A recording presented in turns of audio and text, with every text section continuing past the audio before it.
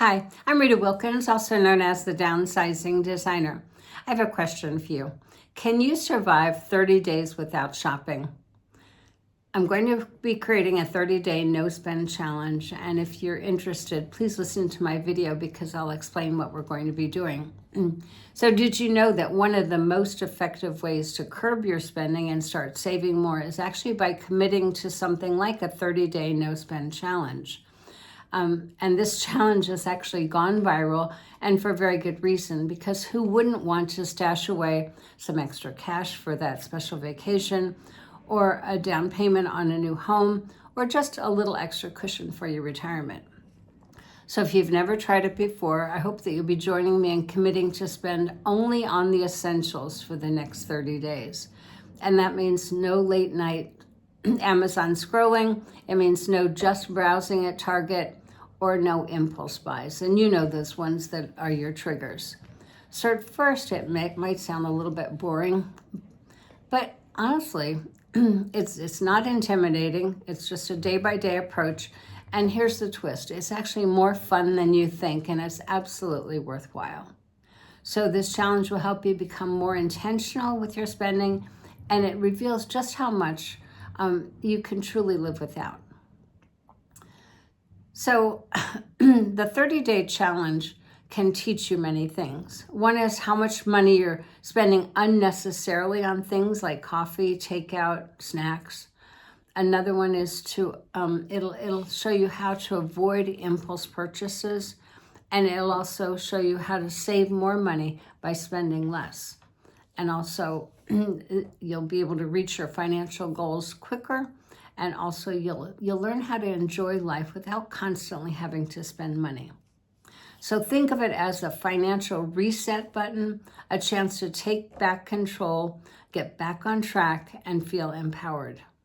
So there are many benefits to this 30-day no-spend challenge, and you get an opportunity to study your spending habits, to eliminate those impulse buys, and also to reduce emotional spending, or in other words, retail therapy.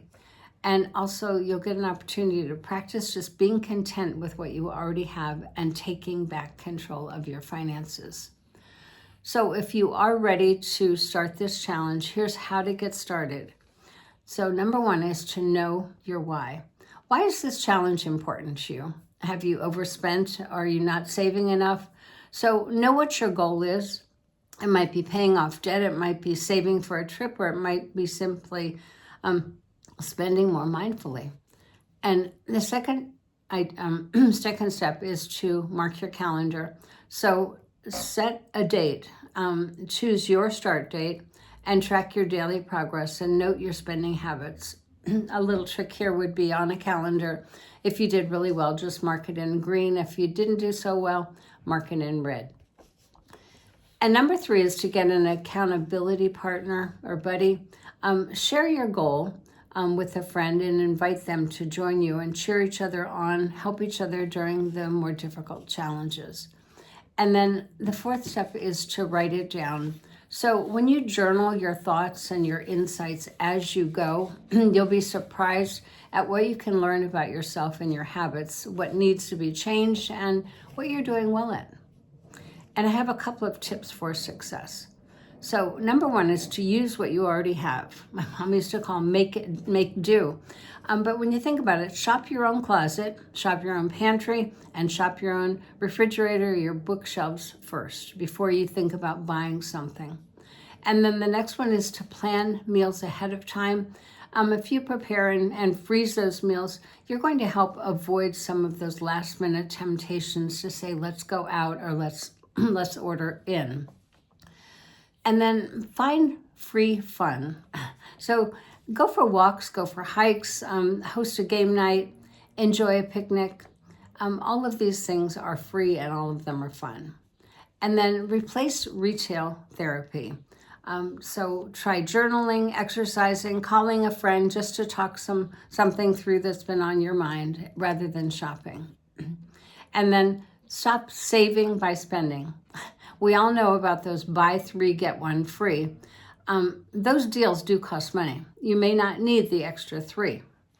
And then plug the leaks and cancel the unused subscriptions and the memberships. These things kind of leak money over a period of time.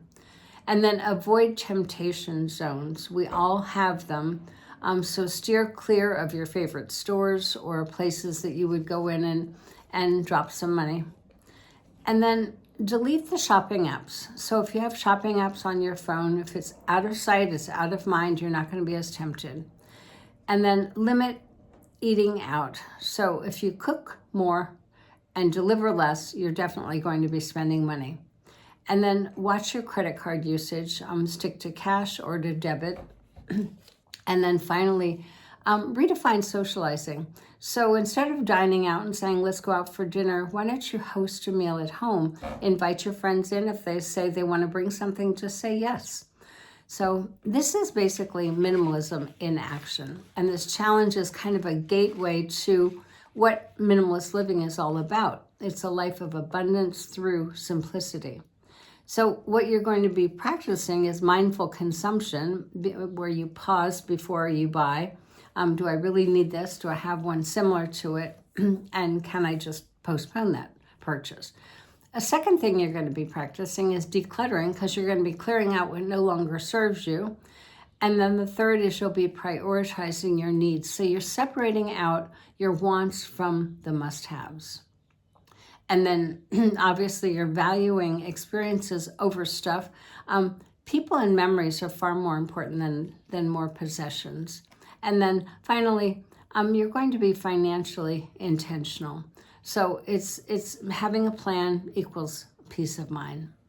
So if you want to join me and join the 30-day challenge, just email me at ritawilkins@ritawilkins.com. You'll be added to a list, and I'll send you weekly email prompts with encouragement, with insights, motivations, and also strategies to stay motivated. So just remember, you've got this, and I'm going to be with you every single step of the way. Good luck.